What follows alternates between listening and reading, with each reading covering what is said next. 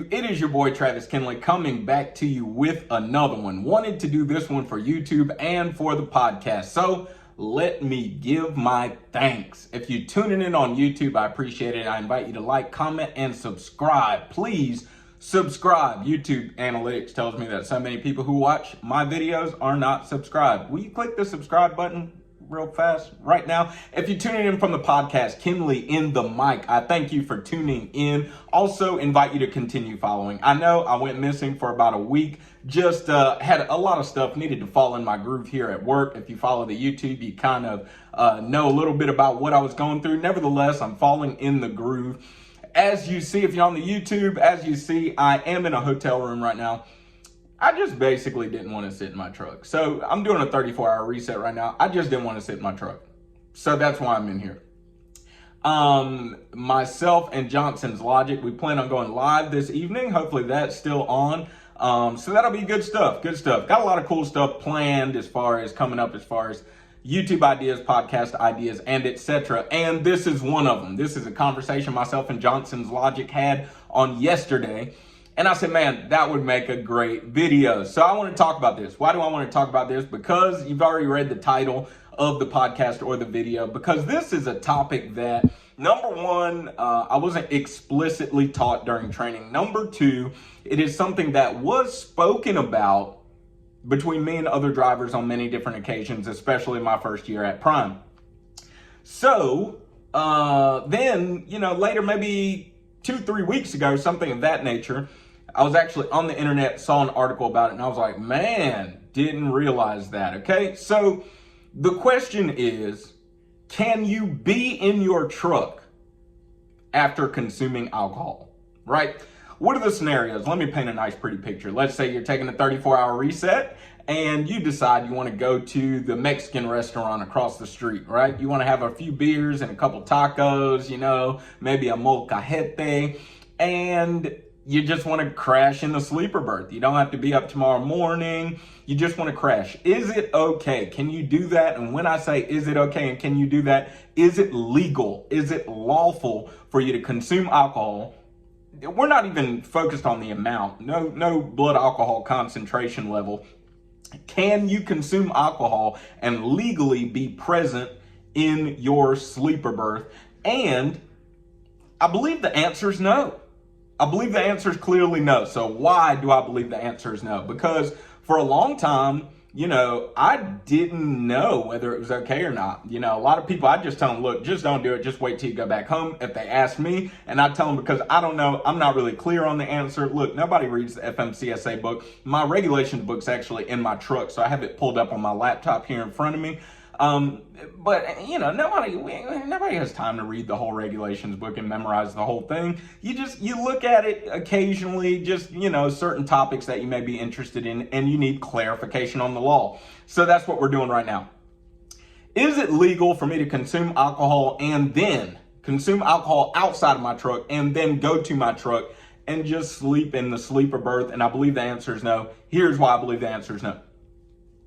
FMCSA 392.5 reads, 392.5 bullet point 2 reads as follows. It says, no driver shall use alcohol, be under the influence of alcohol, or have any measured alcohol concentration or detected presence of alcohol while on duty or operating or in physical control of a commercial motor vehicle. No driver shall use alcohol, be under the influence of alcohol, or have any measured alcohol concentration or detected presence of alcohol while on duty or operating or in physical control of a commercial motor vehicle. Do you like how clear they were, right? How clear they are in some spaces and how ambiguous and broad in other. How clear, I say, be under the influence of, or have any measured concentration or detected presence. Don't let it be on your fingertips, ladies and gentlemen. Do not have anything on your fingertips or you're in trouble. Here's what prevents us from consuming alcohol outside of the truck and legally being in your sleeper berth after the consumption of alcohol. It is the question of, what does it mean to be in physical control of my truck? Now, in my first year of trucking, what I was informed was, as long as you do not have the keys in your hand and the keys are not in the ignition, you are fine as far as being in your truck. Just don't have the keys in your hand, don't have the keys in the ignition, put them in the glove box, something of that nature, and you're fine being in your truck after consuming alcohol. However, if the keys are not in your hand or not, if the keys are in the glove box, are you in physical control of your commercial motor vehicle? Now, if you've gotten this far in the podcast or in the YouTube video, I would love for you to drop a comment, shoot me an email, respond back to me, tell me what you think. Are you in physical control of your vehicle even if the keys are in the glove box? Specifically, it says in physical control of a commercial motor vehicle. Are you in physical control of your commercial motor vehicle when your keys are not in your hand, in your pocket, in the glove box, etc., etc., etc.? I would argue yes. I think a lawyer would argue yes. Why? When you open and close your commercial motor vehicle, the door, the driver's door, when you open that door, are you physically controlling your commercial motor vehicle? Right? When having this conversation with Johnson's Logic on yesterday, while having the conversation, I was just kind of knocking my shifter left and right, like it was in neutral. You know how people drive manuals do, just be, you know. So I'm just sitting in the driver's seat, just kind of knocking it left and right and stuff like that. And then in my head, I asked myself, right now, am I in physical control of this shifter? Isn't this shifter a part of my commercial motor vehicle? Right? So Johnson's Logic, we kind of went back and forth. Sometimes we just like to be in, you know, a debate that means nothing when we're not really talking about anything. We're just debating for the sake of debating. So imagine me and Johnson's Logic on FaceTime in our trucks, both of us with our FMCSA regulation book in our hands, reading it and like, you know what I mean? And bouncing ideas back and forth. You can't be in physical control of a commercial motor vehicle with any level of alcohol concentration in your blood. Point blank, period. It's not about the keys. It's not about any of that. You cannot legally be in your truck because you're physically controlling the truck.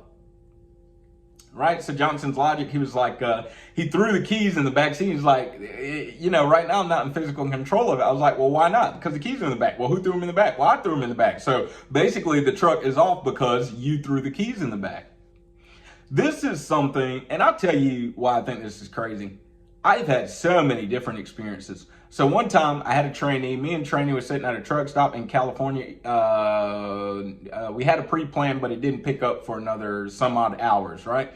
So finally it's time to go pick up the load. I start pre-tripping, inspecting the vehicle, right? There's another driver beside me. He's either a company, I think he's a company driver because I don't even know if I've never heard of this company having lease trucks. And I'm doing my inspection. He's got this pit bull that's just like, right, all in my ear, just barking all in my ear. And finally he's like, oh, sorry about that, dude. I'm like, no, whatever, dude. You know, you let your dog bark for 15 minutes while you're in the truck, and now you're going to say sorry about it or whatever. But whatever, you know what I mean? He's like, oh, man, what you doing? You know, in my head, I'm like, bro, what does it look like I'm doing right now? But I was like, oh, nothing, man. Just about to go to work. You know, he's like, oh, man. You know, he said something to the effect of, you know, oh, man, that sucks. You know, I was about to ask if you wanted to roll one up and drink a little bit. And I'm like, no. Number one, okay, we're in Cali, so I got you. That's not illegal. But number two, we can't do that while as truck drivers. Number three, you shouldn't even have that in your truck right now, right? But usually it doesn't present itself as that, right? Usually it presents itself as, you know, a couple of prime drivers happen to be in Springfield at the same time. I'm just coming from my experience right now. A couple of prime drivers happen to be in Springfield at the same time, park in the Applebee's parking lot. We're going to go in Applebee's, have a good time, and then sleep in the parking lot. Usually that's how it presents itself, right? A few prime drivers, we're all in Springfield at the same time. We're parked at the terminal. We're going to take the shuttle to Fire and Ice. We're going to have a blast, and then we're going to go back to the terminal. Okay? It's just not legal. It's not legal. You are in physical control of a commercial motor vehicle when you are sitting in the commercial motor vehicle. Let's stretch the argument a little bit. Can I stand in a parking lot, right? Like my truck's outside in front of me. Can I stand in that parking lot with the key in my hand? And am I in physical control of the vehicle? Now that one, I don't know. It's kind of, because do I physically control it because the key is in my hand? Or am I only not in physical control when there is no part of the vehicle, keys, anything in my hand, and I'm outside of the vehicle, so I've distanced myself from it? From the FMCSA's website, fmcsa.dot.gov, the question is asked: can a motor carrier which finds a driver with a detectable presence of alcohol place him or her out of service in accordance with 392.5? And the answer is this: no. The term out of service in the context of 392.5 refers to an act by a state or federal official. However, the motor carrier must prevent the driver from being on duty or from operating or being in physical control of a commercial motor vehicle for at least as long as necessary to prevent a violation of 392.5. So again, it comes down to, I cannot have even a detectable presence of alcohol in my system while being in physical control of a commercial motor vehicle. Not legally, at least, right? Some people, the social media posts that I read, they were even saying, look, even if the truck's in your yard, just leave it alone. Don't get in it. Don't do nothing with it. Just leave it alone. Like, don't, just distance yourself, separate yourself. If you truly just want to stay legal, just separate yourself entirely from the whole deal. It's just not worth it. It's not worth it at all. So let me know what you think. Drop yourself in the comments. Let me know what you think about this.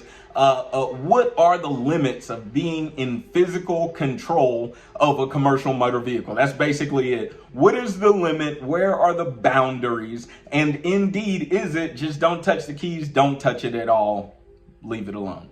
Hey, listen, thanks so much for checking into the podcast on the YouTube channel. You already know what the motto is: work hard, play hard, sleep hard, find you somebody to love. And don't forget, it is not about what you believe. It's all about why you believe it. Live free.